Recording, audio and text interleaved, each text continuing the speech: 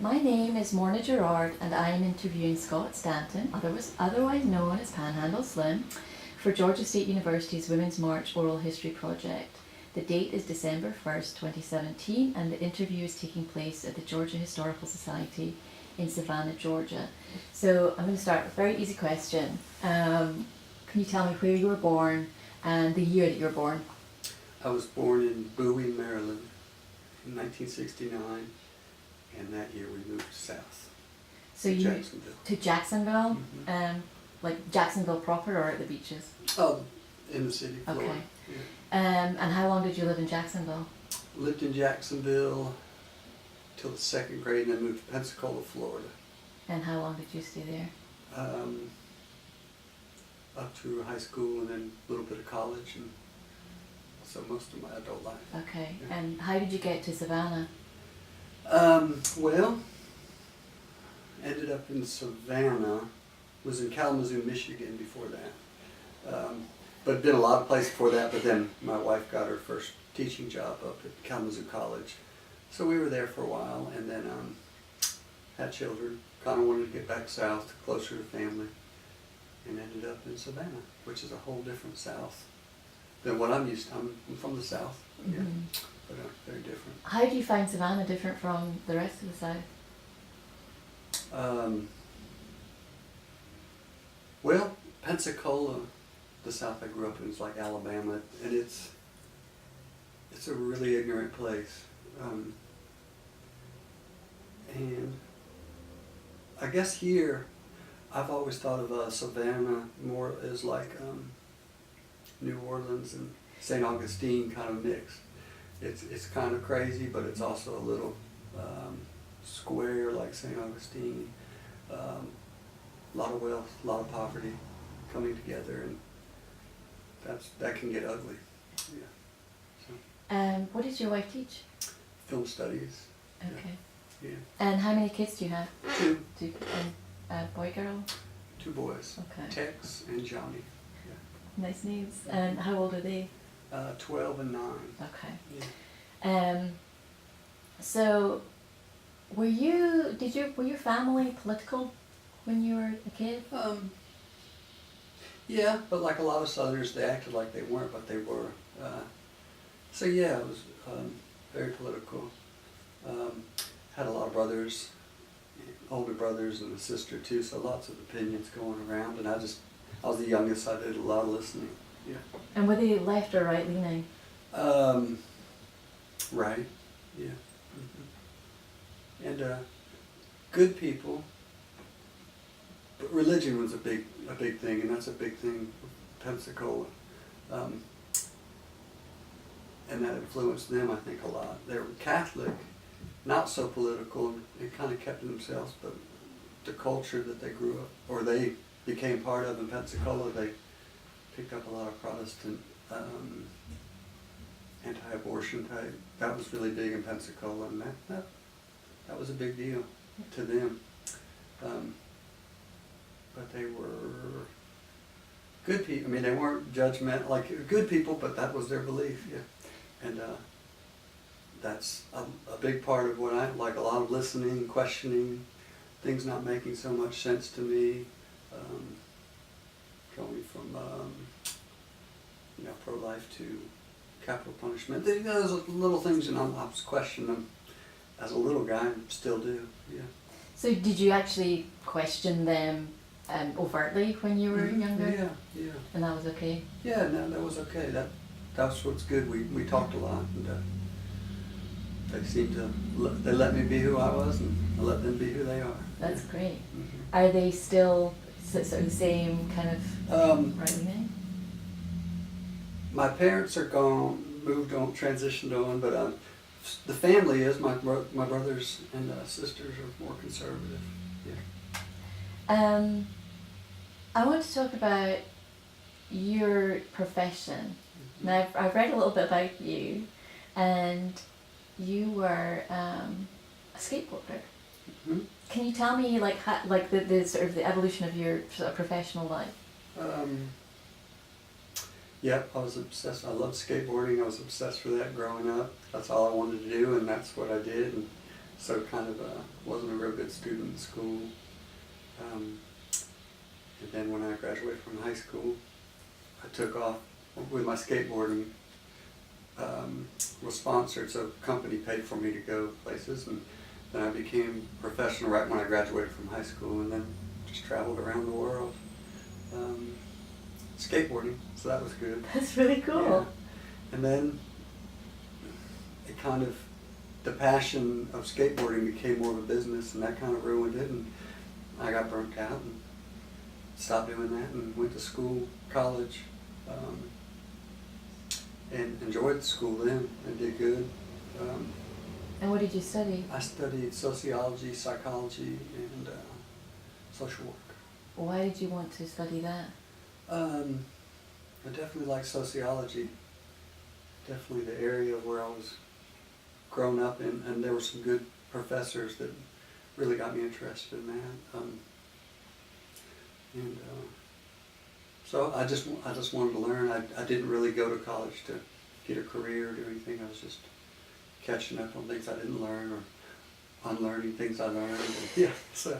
And where were you in school? That was University of West Florida in Pensacola. Okay. Yeah. Before I go on, do you, in terms of politics, do you support a particular party? Yeah, I would assume. I mean, with what we have on Democrat, yeah. Okay. Yeah. Okay. And so, once you got out of college, what happened? Well, started traveling again. I just love to travel and go see things. And then I played music before I was a pro skateboarder, like in high school. And I was like, I started playing music again, and got in a band, and that was another way to travel. And so I traveled in a band for a long time. What did you play? I played guitar and sang a little, and just this and that. Yeah. What was the name of your band? Well, the first band that I started traveling with was it was called This Bike Is a Pipe Bomb, and they went on to do.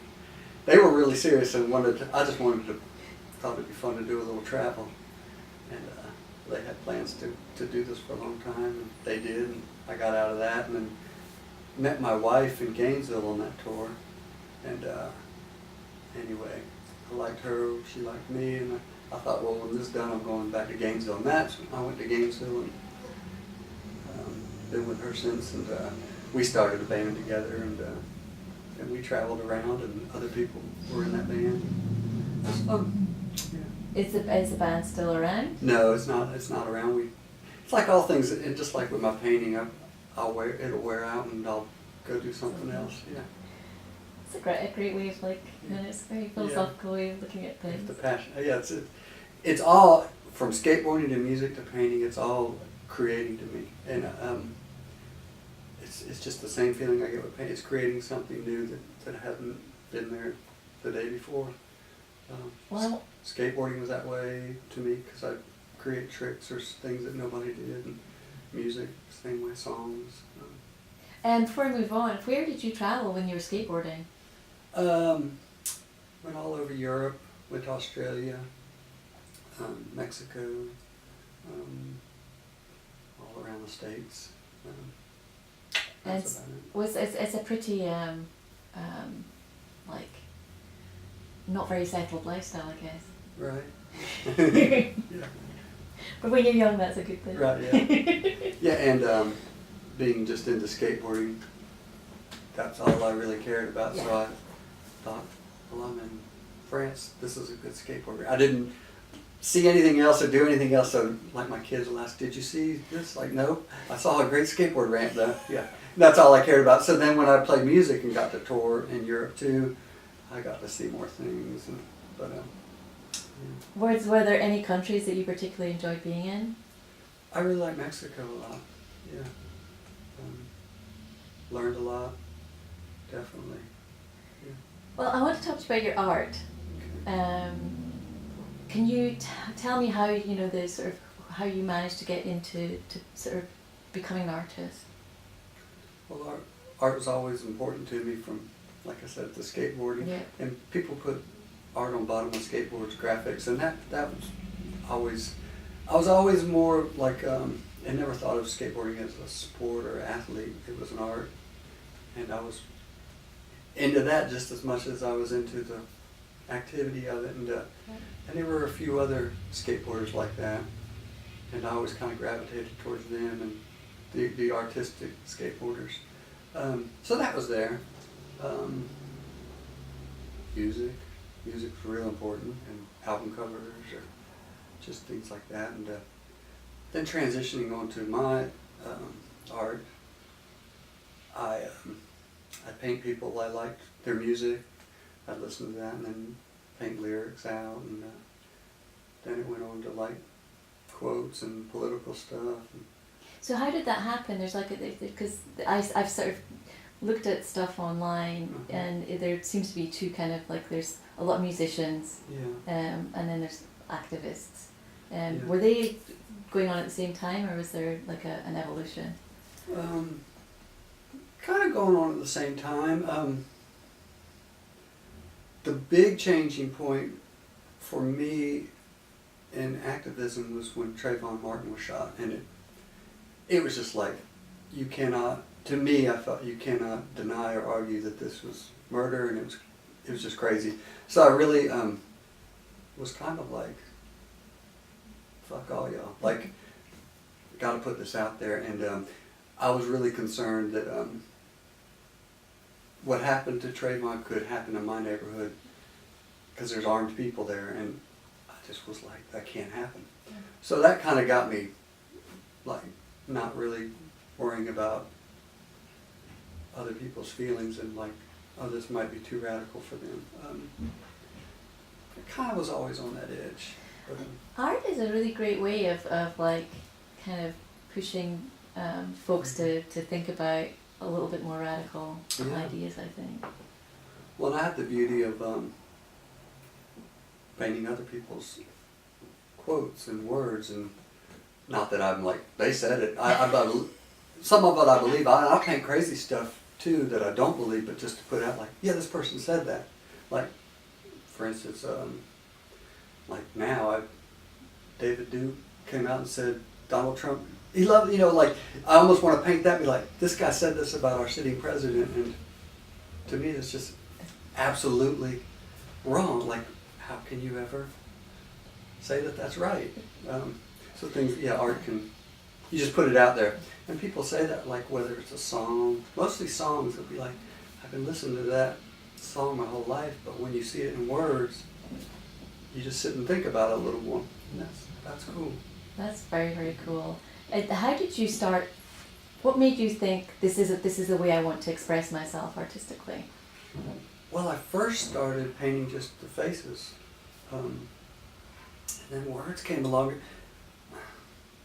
There's a friend of mine, his name's Wesley Willis. He's an artist and musician up in Chicago. He has schizophrenia. People know, but he's very underground. He wrote a lot. But he became my friend, and a close friend. But he kind of said things like, the way he talked, he just kind of like blurted out. And that was always in my head with quotes. When I painted, it was kind of like, I thought of Wesley. I was like, this is like something Wesley would do. Like, he'd just say like, you're a very good person, and that's it. Like, or he'd quote somebody else. And he was also good at like, taking something like, we were driving one night through Alabama, middle of the night. Preacher was on, and the preacher said, the Lord is my shepherd. And Wesley yelled, the Lord is my German shepherd.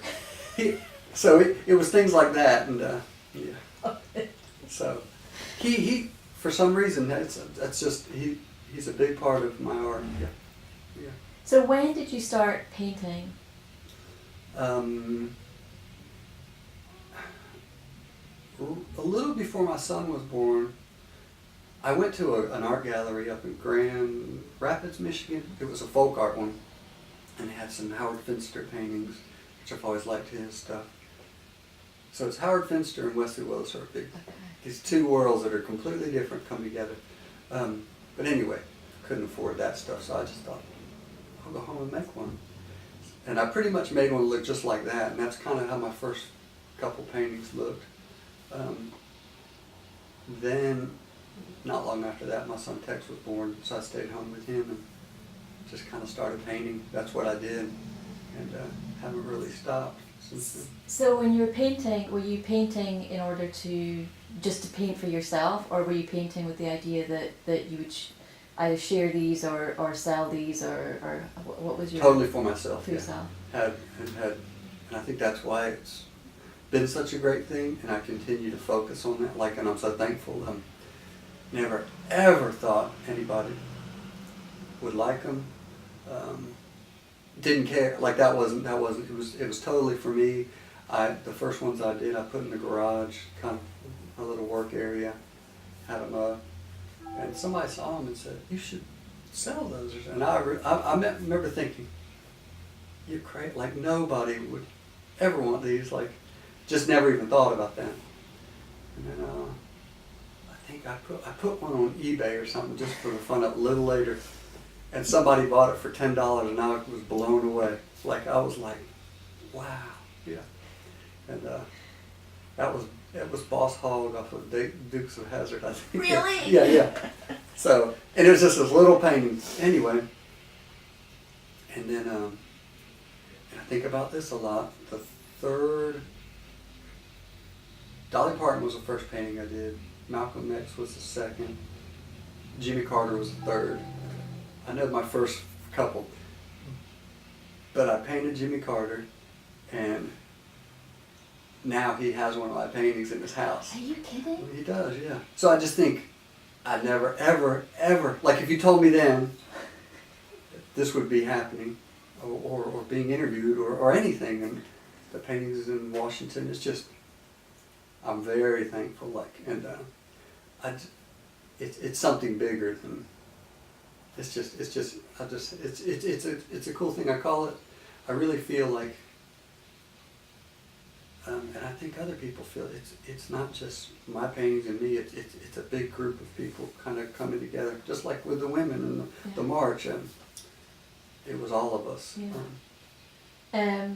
So when did you have your first art show? I think it was in Kalamazoo, and it was just at a little place like it's called. Craft Brow Brewery, little place downtown, and just put some paintings up on the wall, and people came, and they liked them, and they bought them, and there's something really accessible and like this sense of community when you interact with the paintings that I think is like really incredibly appealing. Yeah, because there's so many paintings up there of different things, and there's always somebody that connects with somebody. And that's and it's the whole thing too. It's like I do paint them. It's got a style of my own, but I can't get too uppity or anything. Like it's other people's words and their image, and I'm just kind of painting it, and so it's not like I'm creating my own art piece, which I do that sometimes. I'll put my own words sometimes, but it's other people's ideas and words. Well, it works really, really well. So a bunch of you were painting in Savannah for some time. I guess there's like you were getting to be pretty well known in Savannah. Well, yeah, and it seems to be happening more. I used to be,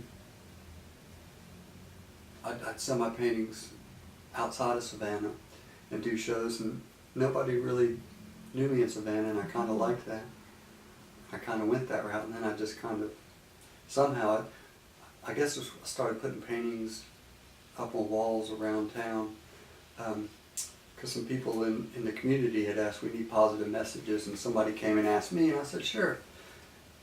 Is that what's it called? Walls of Hope? They call it Walls of Hope. Like, we put a few up, and then people were getting excited about it and talking. So then it's like everything. They had to put a name. I was like, kind of like, let's do something. I was like, just let it be what it is.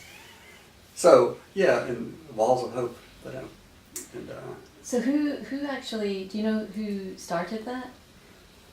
well, I don't remember the woman's name. That originally said we need some positive messages, but somebody told her contact Panhandle Slim or Scott Stanton, maybe he'll do it. But a woman named Beverly Trotter and Erica Hardman, they're the ones, the three of us kind of met that day, got a painting up, and we didn't stop for about 2 weeks. We were just, I'd painted that day. Beverly would find the location because she knew people in the community real well. She'd go to a convenience store and say, we're going to put a painting on the wall. And they're like, okay. So, and then that day we just show up and put them up, and next day, and I can't remember how many, but I mean, within a month almost, we had like 30 paintings there. Yeah. Wow, it's like Savannah's got your, like, it's kind of a signature almost, you know. Yeah. And these were on the east side of town and the west side of town, and neighborhoods that really needed a message and needed something else besides what I always, when we first did it, people asked, I said it's basically a billboard. It's not selling anything. It's just a good message. It's not, you know, a cigarette sign or a liquor or lotto, and that's all you'd see. And when they kind of creeped into the middle of some of the more wealthier areas, people didn't like that at all. And so there was this fight, and that's a whole other story. And but I had to go to the city a few times and call their bluff on a lot of. Well, why didn't they like it? Well, they definitely told me this has nothing to do with race. This has nothing to do with race. As I Kept said. saying that. Yeah. Enough said. Yeah. But I kept at them. Yeah. And it had everything to do with race. Yes. Yeah. So do you still have some of them down closer to a certain centre of the city? No. Oh. Yeah. But well, you're. I think it's very. But it's been good. It's called out. It is amazing. Such a little thing can be such a big thing, and it has been a big thing. And it's there's definitely just one painting on a wall in the middle of downtown area, the historic district, has created a lot of talk, tension, and change. Yeah. What was on that? Nina Simone. Yeah. And I picked a quote. She sang the importance of the song is Sunday in Savannah. She sang that, and she sang it at her first concert after Martin Luther King was shot, and she dedicated it to him. And to me, I think, wow, that's a very important. It's important, and it's Savannah history, Georgia history, American history, world history about MLK, and Savannah's connected to that, and Nina Simone. Anyway, at this board meeting, and a few people, some of the board members and a few of people who live in Savannah showed up to talk about how terrible this painting was and how bad, and I could care less what they think, and that's not the story. The man who owns this building wanted it on his wall, and that was it, and so I did it. Anyway, I told him why I chose that, and that man, one of the men said, well, I like Frank Sinatra. I said, well, good, you should do, I do too. But what I said is, if Frank Sinatra sang this song at his first concert after Martin Luther King was shot, that damn thing would be over the Civic Center. And that's a fact, so. And the thing is, Nina Simone is important to a lot of people in Savannah, just not important to you, so. That's about that. Wow. Yeah. That man, the board man, lost his mind. He had a gavel and everything. So, but the short of that is he stepped down. Yeah. And called him out. Yeah. He was rotten. Yeah. Wow. Yeah. It's like it's very interesting when art becomes it's this focus of like not just contention but like forcing people to actually look at themselves. Yeah. Yeah, they had a very narrow. There was 4 meetings that I had to go in front of them, and the first one they had it all figured out. They were going to get these paintings down because I was breaking the mural code and the public art code or something. They use that word a lot. Mural, public art, mural, public. I just listened and listened. I said, well, can you define mural to me? I'm not real sure what a mural is, what you're saying, and I'm not sure what public art is. And I was very sincere. I'm serious. They told me, and I said, well, these aren't murals. They're signs. They can come down easier than they go up. I thought a mural was something painted on a wall, and I also thought public art was something maybe like going to look for public funds to fund it, and it's art for everybody to see. And anyway, I'm not asking for any funds, and it's not. Anyway, it shot them down on there because they basically had it figured out where people can't go put murals or things around. And anyway, they had to redo their definitions of all that, and I could tell it was kind of fun. Yeah. Yeah. They're the agitator. Yeah.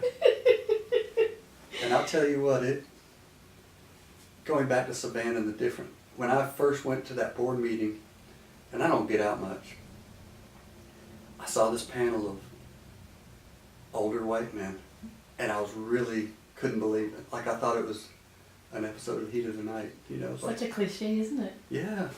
So, and through the little bit of time I've gone back to the meetings, I've seen the meetings change to more women and actually some people of color, which I'm like, yeah, I know what's happening here. You know, small things are creating big change. Yeah. Yeah. Oh, that's very, very true. Yeah. Oh, that's great. And the way, speaking of what we're talking about, right here, the women, the way this man treated women was insanity. But it's what we know. It's nothing new. That's why we're here. That's why we've been doing. Been doing what I've been doing for a long time. He hushed several women when they talked, and then a black woman on the board went to talk about why this Nina Simone painting was important to her. And the minute she said, as a black woman, he touched her, said, "You are not going to make this about race," hushed her. Like this really happened, like 2017. And that doesn't necessarily make it about race. This is like a woman who identifies with exactly. another woman who happens to be African American. She was about to say, as everybody who had a chance to speak about it, negative or positive, she got cut off. Yeah. And so, yeah. So when it was my turn to go up, I said, "Well, I'd like to hear what she was about to say." Yeah. But you cut her off, and that it's unbelievable. And fast forwarding or rewinding back, that's why I wanted to be a part of the Women's March. Yeah. You know. Well, let's talk about that. How did you? Well, first of all, let's go back to, because I want to see how you feel about. Tell me how you felt the night of the election, when the results came in. Well, I already had my Hillary Clinton painting done. First, president. So I just looked at that a little while, yeah. And I don't know. I mean, I felt terrible, but also like, of course, this is happening because I just saw like. And that's it, going back to Pensacola and my upbringing. This attack on Hillary is nothing new. It's and that's where I kept saying, like, I've been seeing this my whole life, pretty much. And it's just the same. So I don't want to hear nothing about Benghazi or any of these new things. You people detested her for so long, and then that's it. So it wasn't like, the whole. I certainly wasn't woke. I've been woke, like that term. Like I just wanted to go slap some people. It just got woke. But anyway, I was. So yeah, I just as angry and confused as always, sort of. But, So,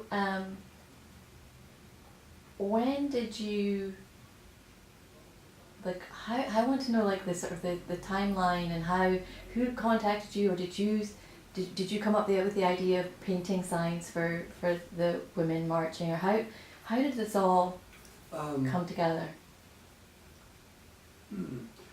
Yeah, like everything with painting, I try to approach everything so organically, like, I'll do this, like, the day, like, thinking, I'll make a painting. Some of my friends were going, hey, I'll make you a sign. Okay. Cool. And then, I don't know how, but it ended up turning out, and it got out there, that I'd make a sign for every woman in Savannah that was going, if they wanted one. And I said, sure, I mean, I'll try, yeah. And I think we had 2 weeks or something, you know, it was that's tight. Yeah, it was pretty tight. I mean, I know I painted like crazy. And luckily we had really nice sunny days, so paint dried quick, and I mean, I was almost like a human silkscreen, because kind of like they were going. But yeah, yeah, I remember a woman, Jessica Lebos, she has, she writes for the paper, but she said, can I put that out there that you'll be put? Okay. And I was kind of thinking, yeah, because I was really thinking, I didn't think that many people would be going, really. And if they were going, I was definitely going to make a painting for them, that really behind it. Then it was like, it just started being like, wow, lots of people are going. Got out, and so I don't know how many signs I painted, but I didn't even count, because it would have made me too nervous or to think how many I had to do. But I mean, I remember getting, some days 30 paintings done a day. Yeah. I know that some of the women I've talked to, they estimate around about 300 people. I think that's it, yeah. So where'd you get all your materials from to do this so quickly? Well, I mean, I usually paint on wood, but for these I went and got cardboard and big boxes and just kind of painted those white for the primer, and then cut them up and got that going. And then a group of people, I put the calls like, how can we help you? And I was like, well, actually, if you can get boards painted, cardboard, and just bring it to me, that would be a huge help, because that takes a lot of the time. So they got a group together and got a bunch of boards painted and dropped them off at my house. How did you decide, you know, who was going to be on the signs? Did you just, all your favorite women? And yeah, a lot of them I'd already done okay. several times.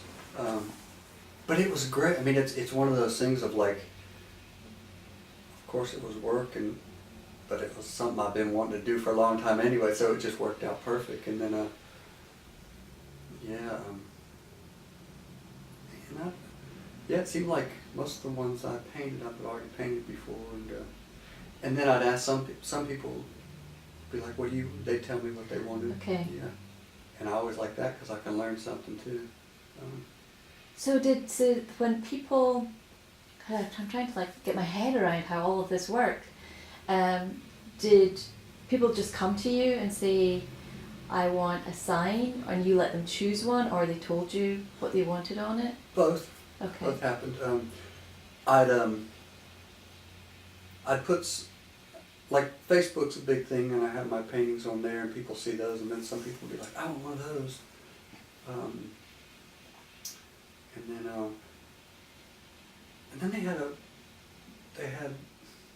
I'd give them to Coco, and she'd come pick them up and take them, and then people would come grab them from her. Okay. Yeah.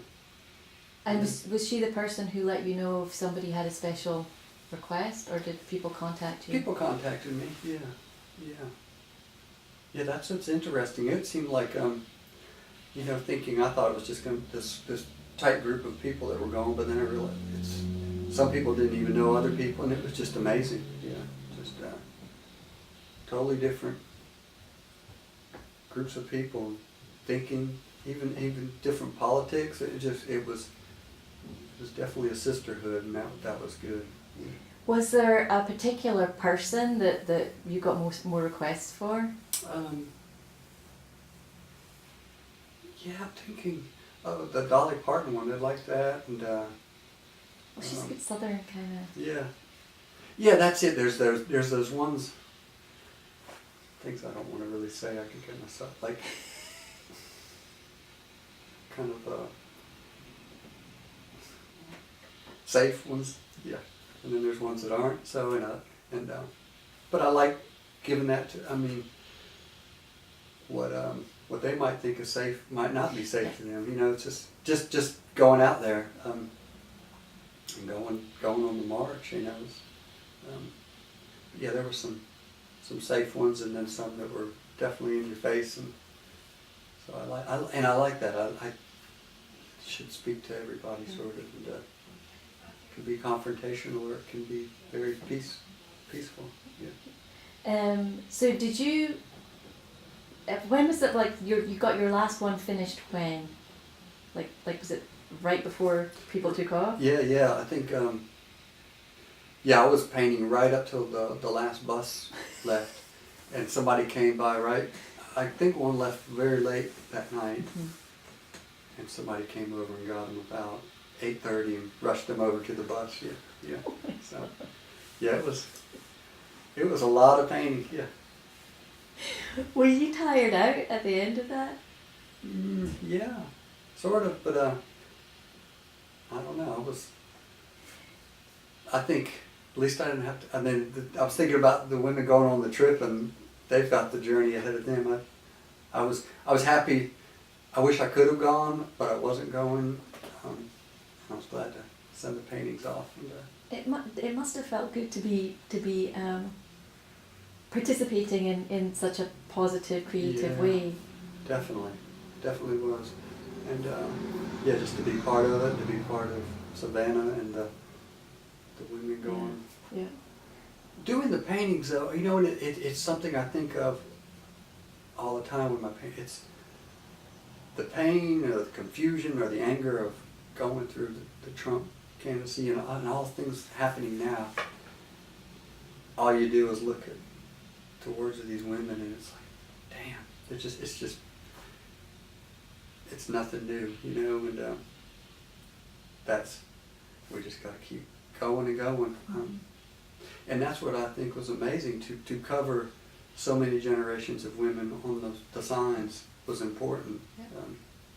To say it's happened then and it's happening now, and it's not that different. There was some of the most commonly seen sign I saw in DC was older women holding it, and it's like, I can't believe I'm still protesting this shit. Yeah. So it's like you can see, it's like Yeah. this is nothing new. Yeah. So have you seen photographs of Savannah folks in DC? Yes, they were sending me some. Well, and that was great. That was. How'd that make you feel? I was really proud. I mean, it was very, very good. Because I think Savannah's marchers were the most identifiable group in DC, and there's like 1.5 million people, but anybody from Savannah, you knew they were from Savannah because they had one of your signs. Yeah. Which is kind of really amazing. Yeah, I know. I was getting, and then a few women from outside of Savannah were like, "How do we get a sign?" And I was like, "I wish I could send you one, but what you can do is print it out, do whatever."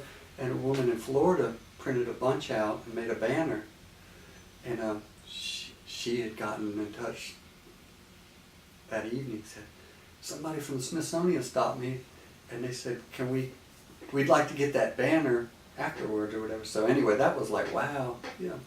That's fantastic. Yesterday when I was talking to Molly Hayden, she was saying that when after the march, she and her friends were wandering around DC, and people were coming up to them from all over, just asking them about their signs. Mhm. So everyone knew that, Yeah. that they were from Savannah. And it was like, it started lots of conversations. Yeah. So you were being talked about a whole Really? bunch Yeah. while they were there. Right. And that's the signs and the quotes, yeah, they start conversations, and that's good.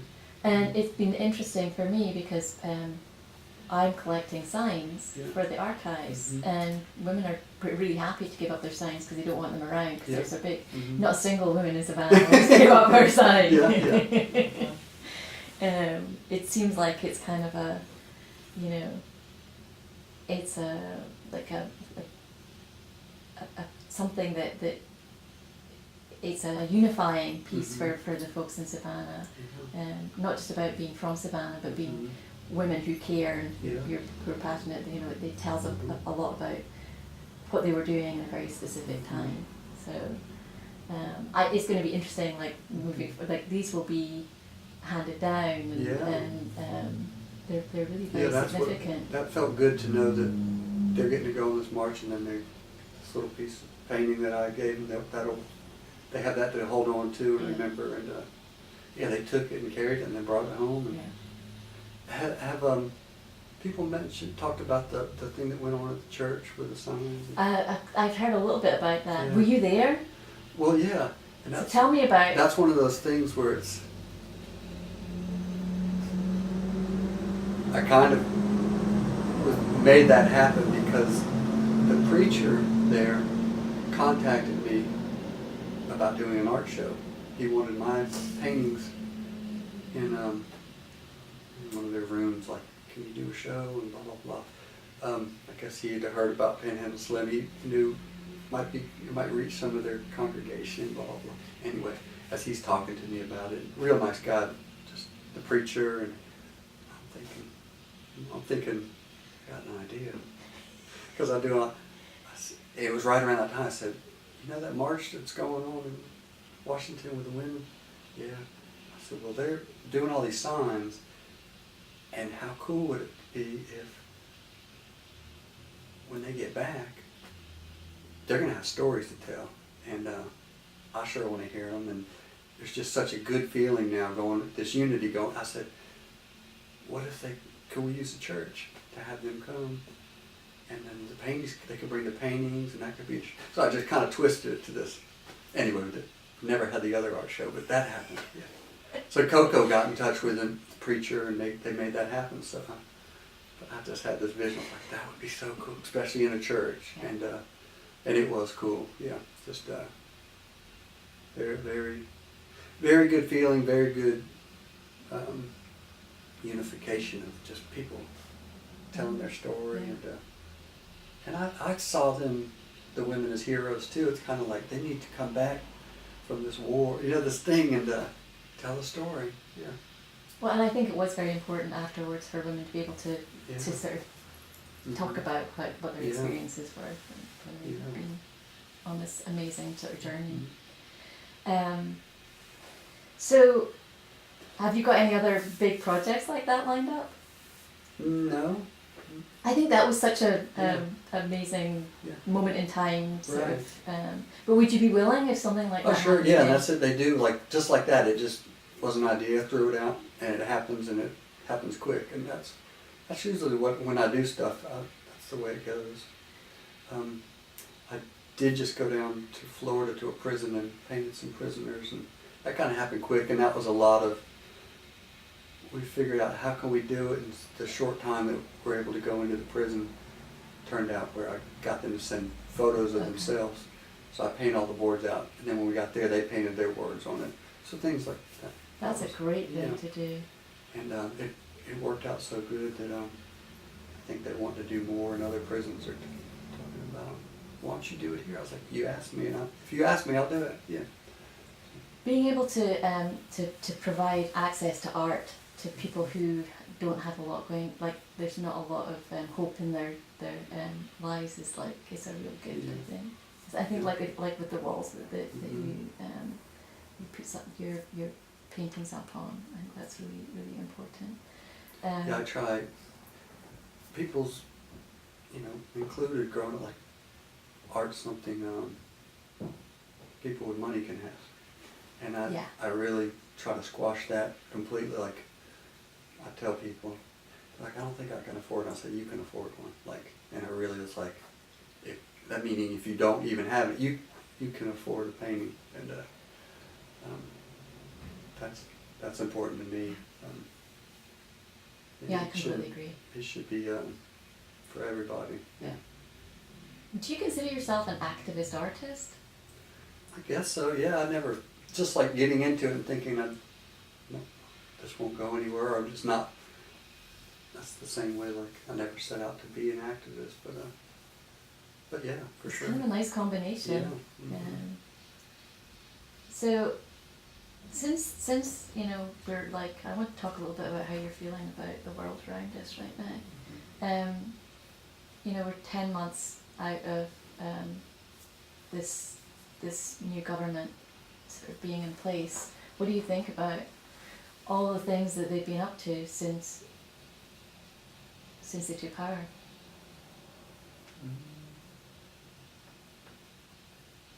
Yeah, I don't know. it's I just try to stay smart and read, and not click on things too that just crazy stories all over the place that can really make anxiety go up. You know, I'm smart enough to know that when it was great, it wasn't great, and but this is just blatant ignorance on the just making up. You know, it's just amazing that a man can say something he knows is a lie and doesn't even believe, but he just knows he can, and it is scary to think that that's happening. And I just wonder if we're going to be able to turn it back around to some kind of integrity. I don't know. Do you talk to your sons about this stuff, or do you try and protect them from it? I do try to protect them from adults just talking noise, like, because I think I still believe what people say is so important, and words we choose or what we say should be thought out, because they're listening and they hear an adult say something kind of stupid, then they think, I don't know, I still think that, like,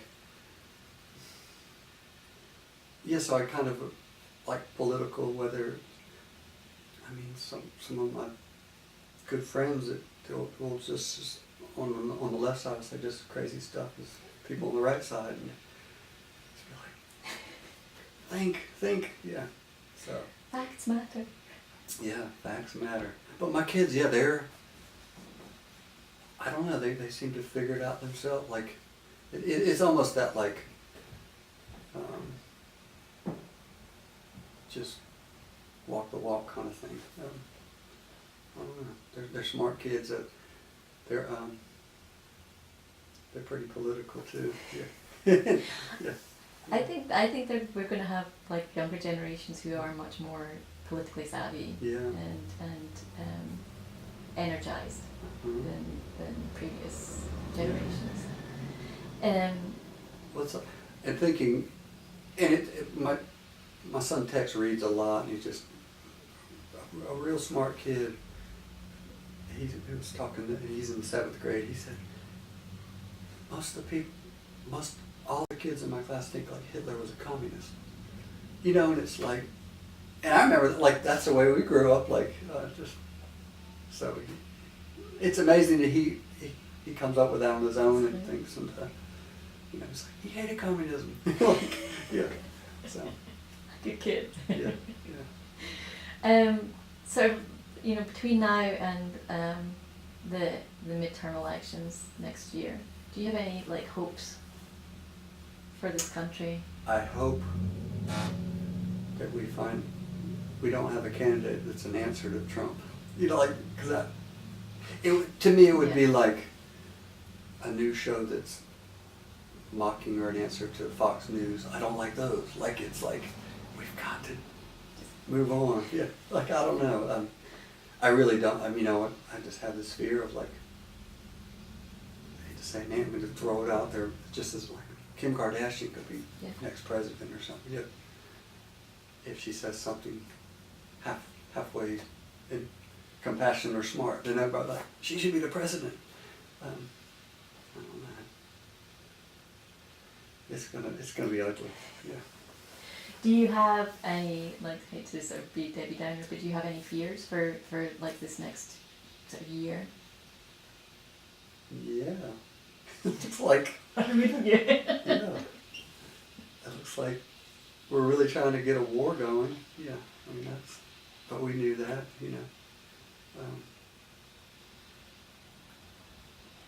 I don't know. You know, and trying to be positive though, I try to think, well, like what's going on and people getting called out, men getting called out, like, I mean, maybe that's a blessing of what, you know, we've had the worst behavior and talk get rewarded as a president, and that's got people fired up. And, yeah, stuff we've known has been happening. It's not like it's just happening in these people, but they are losing their jobs now, and they should. And, I mean, this is a real paradigm shift. yeah.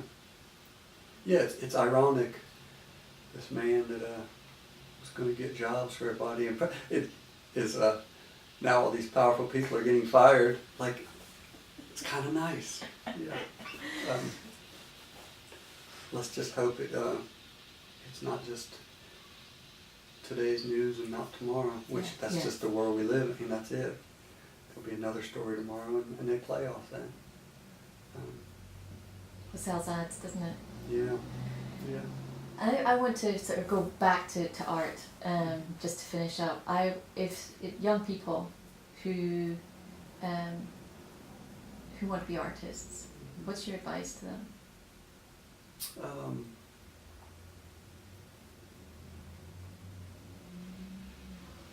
Just do what you do. Follow the passion. If it's if you want to be an artist, just do it. As I tell, this has to do with like academics too, and art. But I'll meet like my one son. He doesn't like his writing, and it feels like he doesn't write like everybody else or draw like everybody else. And I know other kids like that. Like, I just can't write, or I'm not very good. And I say, I'm not either. I wasn't. I still can't. I spell things wrong. I write really bad. And I said, and that's my art. Like, that's, people know me for that and like it. And if, it's that thing, if you can really get past, and it's hard for a kid and it's hard for adults, but not worrying about what people think, or even being laughed at. It's okay. Like, rise above, and something will happen. Just follow what's inside of you. People will try to say, no, you shouldn't do it that way. I don't understand how people, there's rules to art. I really don't understand that at all. People will talk art to me, and I just don't. I don't really like to talk about art. I just do it. Yeah. It's very freeing to and I think especially for young people, to suddenly realise you don't have to get permission from people or their approval, or you can do whatever speaks to you. And when we talk to you today, it's like you made your art for yourself. Yeah. And I think that was really, really important. Yeah, it is important. Like, no matter what happens or how big, I keep that in perspective of definitely, it's like, just keep doing what you do. And, and I found people who, academic artists talking, I never see them really create. They're critiquing, and like, that's fine, do what you do, but yeah. And along those lines, going back to money, they are also the type, like, you need to raise your prices, because it's like you're giving it away, sort of like that. And what I've always noticed is, like, they're never buying my paintings. The people that say I need to raise my prices, I might be like, I'll take whatever you want to give me, but yeah, they sure like to say that. And they like it. putting worth with money is very weird, and I just think they contradict themselves. So yeah, I'll give it away. Yeah. Well, and so, I can't remember who it was talking about you and saying that you're very quick to donate art to you know, for auctions or for, you know, any good causes. So well, and going back to that, I always think the people I paint, it's their words, it's their work, and I often think they'd be happy that they're raising some money for. So it's, again, it is I do it, but it's not really. It's bigger. Yeah. So and I have those feelings, like I feel this connection, like say it's Flannery O'Connor or something. I'm like, we're kind of working together, you know, and I feel that way. It's like, and keeping it going, and so yeah. But yeah, I always pretty much, if people ask, I'll donate something. That's great. It's interesting that I arrived in Savannah a couple of days ago, and I was just around the corner from the hotel I'm staying at. There's a store. One of your paintings was like outside the store. It's like you're kind of like you're all over Savannah. You're sort of try to be. Yeah, it's very cool. And that's it. And it's, like I said, lots of neighborhoods outside of. Yeah. They're there, and I'm real proud of that. They're real proud of their paintings. There's this one of Muhammad Ali, and I painted them on thin wood, so it delaminates in the weather. And like I said, they're not really made to be permanent. They'll disappear. But anyway, this one painting over the years, it just really looks bad, and it's flaking, and I think it looks cool. But what I like is, and it fell down from the wall.